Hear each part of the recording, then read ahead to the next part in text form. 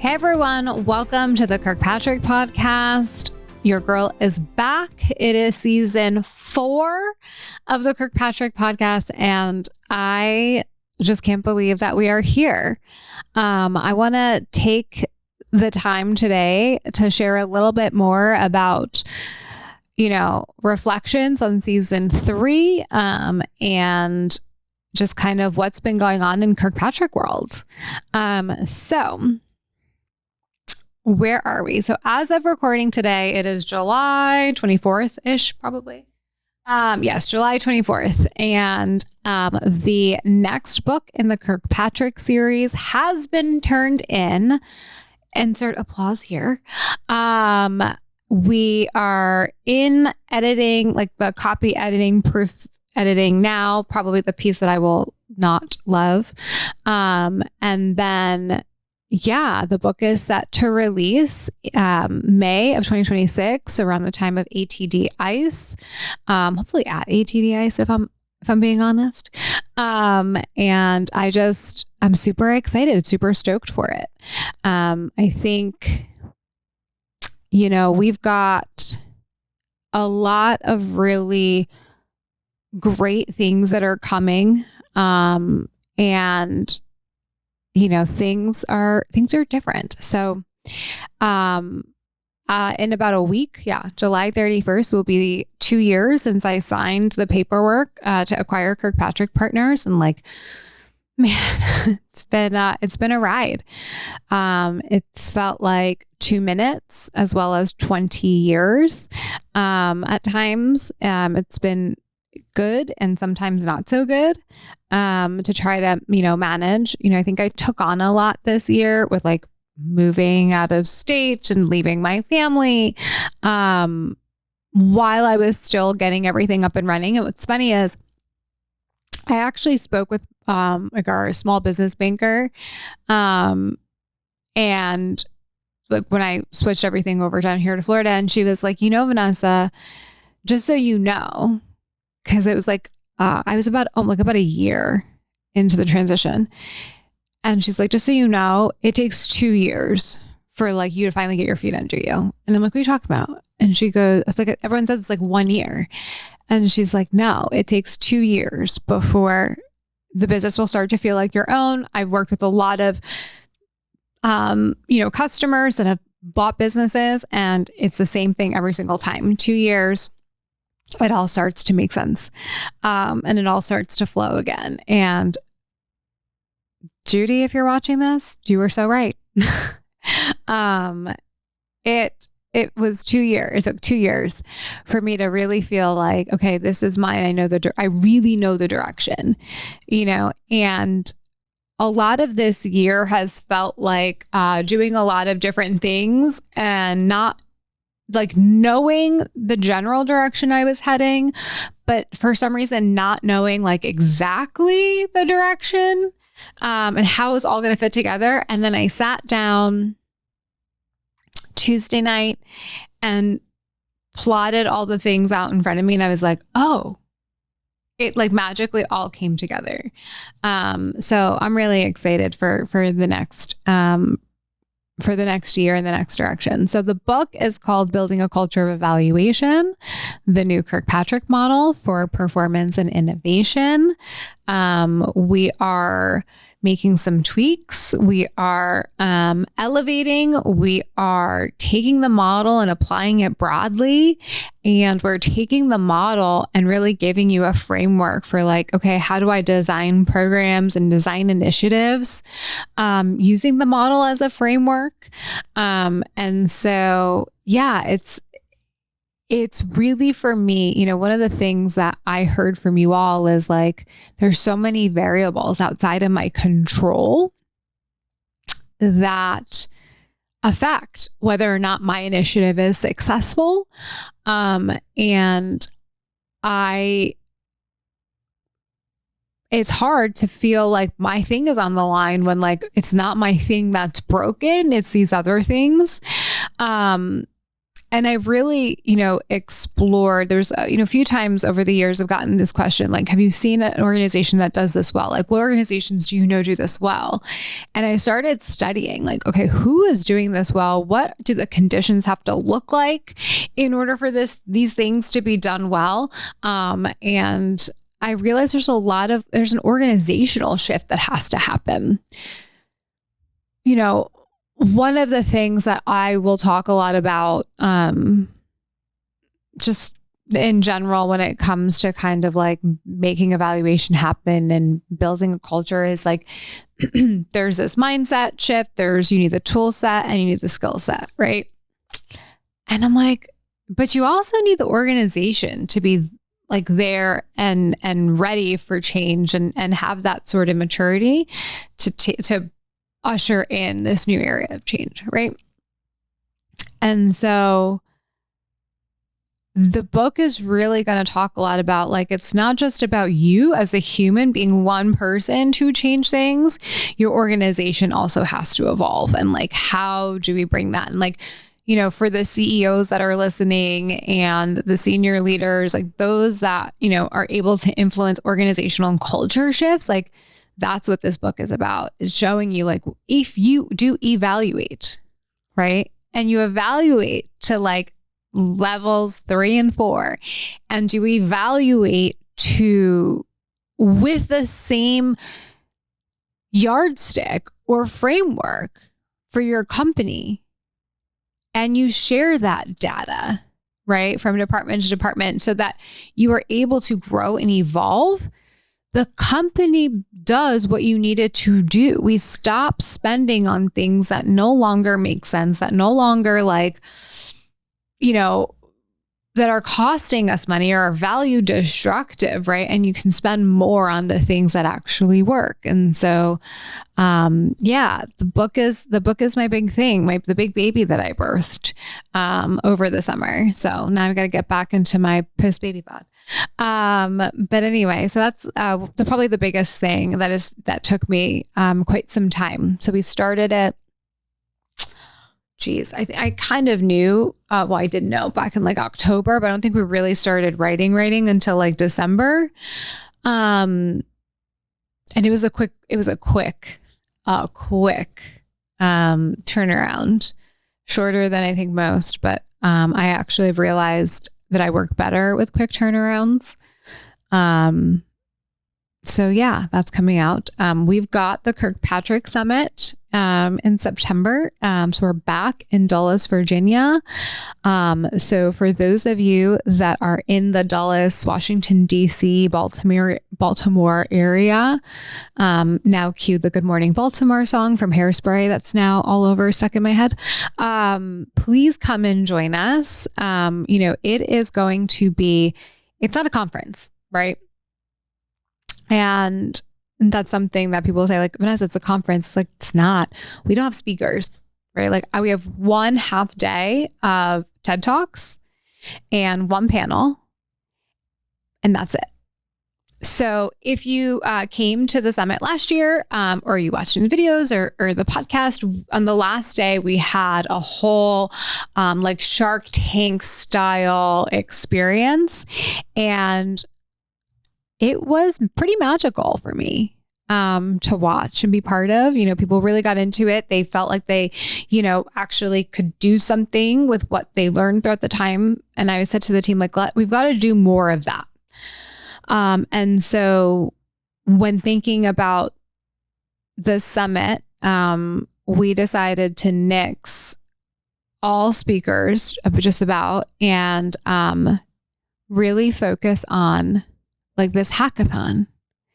So if you've ever seen like a hackathon before, folks will come together and they will come up with problems, and then they'll start to design solutions, start to prototype solutions. That is what we are doing for 2 days. Come with your problems. I can't figure out how to get my stakeholder to buy in. I need more budget to do these initiatives right. I, can't figure out how to tell the right story. Whatever it might be, right? And when you register, we actually do like an intake and we ask you what some of your challenges are so we can pair you all together properly. That is what we're doing over the 2 days. You will be working actively. You will be mixing and mingling with others and developing solutions. And so that way, the whole group that is there will have access to these prototype solutions to take back to their company, right? Take back to their organization and continue to evolve and iterate from there. And I think that's going to make the experience really beautiful. I think for me, what I loved so much about last year was like people became such close friends. I still see people commenting on each other's things, or like when we do community networking hours and things like that, we'll see folks that were at the summit and, just excited to see them, on the virtual screen. That part was probably my favorite. And I think that we'll have even more of that, right? Because we'll be doing so much togetherness.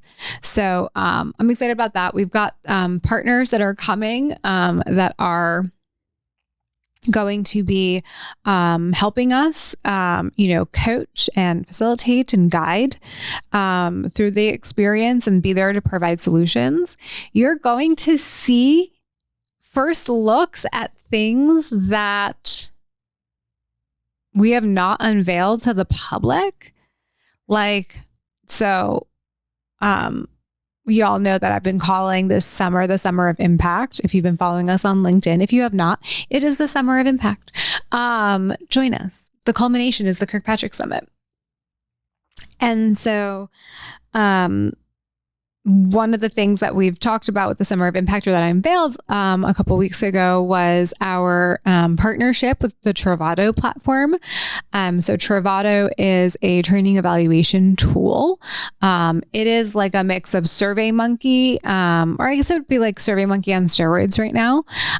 It's a tool that I saw on LinkedIn, and one of my affiliates who it's the Institute for Transfer Effectiveness. They do all stuff learning transfer. They've got the 12 levers.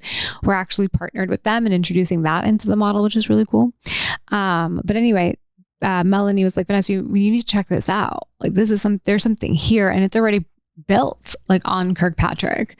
And it's not perfect, but like it's a really good first draft. And they also use the 12 levers in there. And I checked out the platform and I'm like, oh my God, like this is it. Like this is the thing that I've been looking for, that I wanted to build. Right.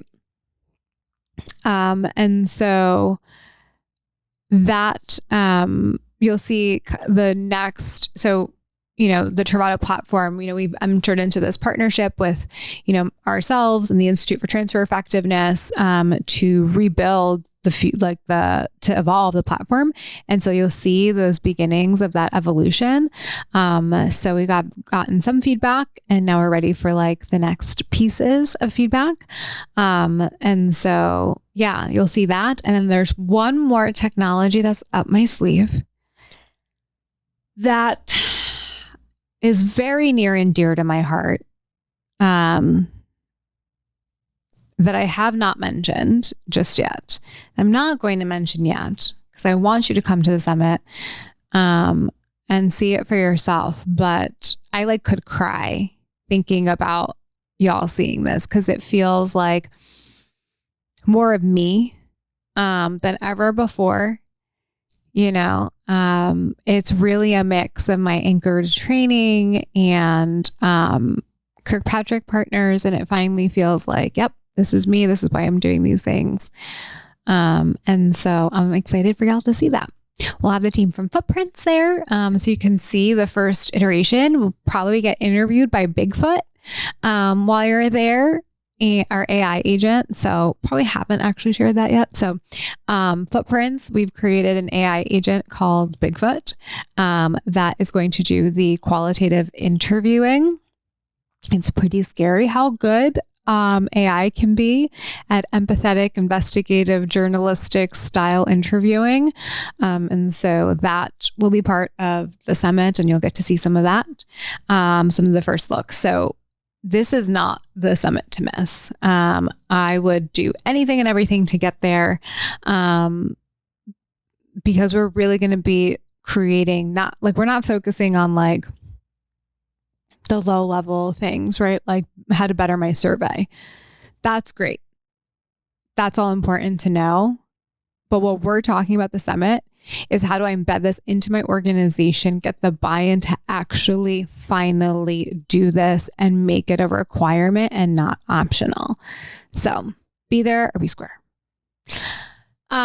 So yeah, those are kind of some of the things that we've got coming up, and some of the things that I've been working on behind the scenes. You know, we've got our performance designer program that's running. We are right now looking at updating our bronze and our silver program, and kind of how those updates will evolve with some of the new things and new initiatives. And we're just really excited for the future. You know, we've got the future is very bright. And we've got like maybe a little bit of a rebrand, or like a refresh of the brand, nothing too far off, but a refresh of the brand, a zhuzh, if you will, that's coming. So it's not one to miss. So this season, what are we going to be focusing on? This season is going to be less tactical, less about the basics, if you will. And I recognize that like you can learn the basics of how to do things, but if the system and the environment that you're in is not supportive of you even doing those things,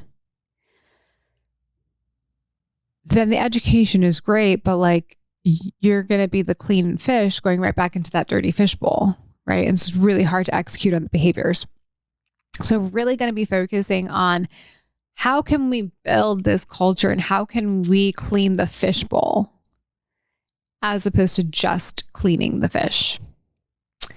So friends, there will be guest speakers. We'll have some of the contributors in the Kirkpatrick book come and share more about, you know, their why for joining forces with Kirkpatrick, and their, you know, kind of their view on how, and their spin and how they applied the model in very different areas.